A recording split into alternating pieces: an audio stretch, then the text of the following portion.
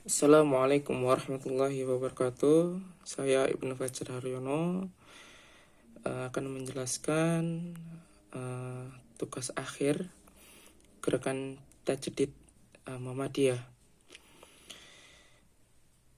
Yang pertama adalah gerakan Tajdid atau biasa kita ketahui yaitu dalam bahasa Indonesia itu pembaruan, gerakan pembaruan.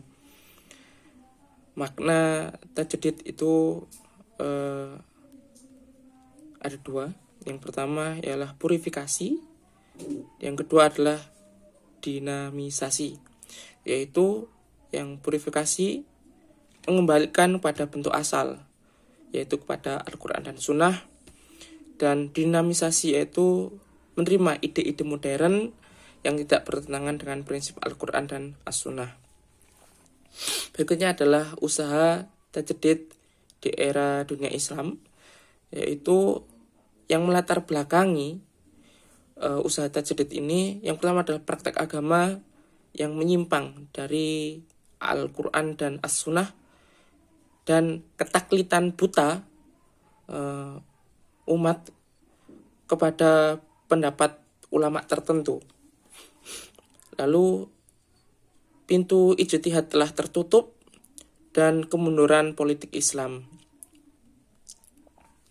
Tokoh-tokoh pada gerakan tajdid ini pada pra-modern yaitu Ibnu Taimiyah yang pada tahun 1263 sampai 1328. Yang kedua yaitu Muhammad bin Abdul Wahab, yaitu pada tahun 1703 sampai 1787. Yang ketiga adalah Syah Waliullah, yaitu pada 1703 sampai 1762. Nah, pada masa modern yaitu yang pertama tokohnya Jamaluddin Afghani pada tahun 1839 dan sampai 1897. Dan yang kedua yaitu Muhammad Abduh pada 1849 sampai 1905. Dan yang ketiga, yang terakhir yaitu Rashid Ridho, yaitu pada tahun 1856 sampai 1935. Sejarah umat Islam pada gerakan tajdid ini pada periode 1 atau periode klasik yang terjadi pada tahun 650 sampai 1250, yaitu zaman kemajuan. Fase yang pertama yaitu fase ekspansi, integrasi, dan puncak kemajuan yang terjadi pada tahun 650 sampai tahun 1000 Masehi. Hijriah. Fase yang kedua yaitu fase disintegrasi yang terjadi pada tahun 1000 sampai 1250.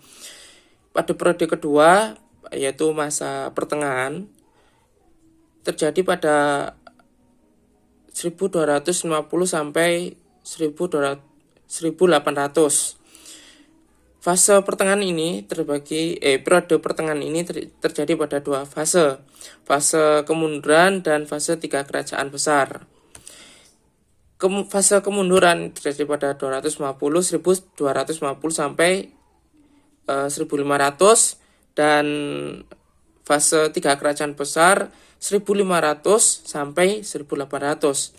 Dan periode modern yaitu terjadi pada 1800 sampai 2010, zaman kebangkitan Islam.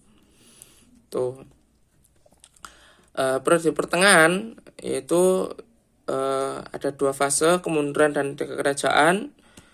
Pada tahun 1250 sampai 1500, desentralisasi, disintegrasi semakin bertambah. Konflik Sunni, Syiah, Arab, Persia, pintu ijtihad tertutup, pengaruh negatif tarekat, kurang perhatian terhadap pengembangan ilmu, dan umat Islam Spanyol dipaksa masuk Kristen. Fase yang ketiga, kerajaan besar yang terjadi pada 1500 sampai 1800. Pada fase ini munculnya kerajaan Turki Utsmani, kerajaan Safawi di Iran, dan kerajaan Mughal di India. Ide-ide pokok pada gerakan tajdid ini yaitu yang pertama, kembali kepada as-sunnah, Al-Quran dan as-sunnah. Yang kedua yaitu membuka pintu ijtihad. Yang ketiga, tidak terikat secara mutlak kepada mazhab tertentu. Lalu menerima ide-ide modern. Dan kelima yaitu melawan berbagai penyimpangan terhadap Islam.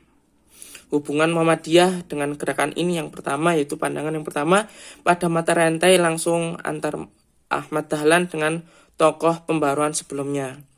Yang kedua, pandangan kedua yaitu tidak ada mata rantai langsung, lebih merupakan persamaan ide, yaitu mengubah aktivitas sosial yang bersifat individual menjadi bersifat kolektif. Syukran dari yang saya sampaikan, kurang lebihnya saya mohon maaf. Wassalamualaikum warahmatullahi wabarakatuh.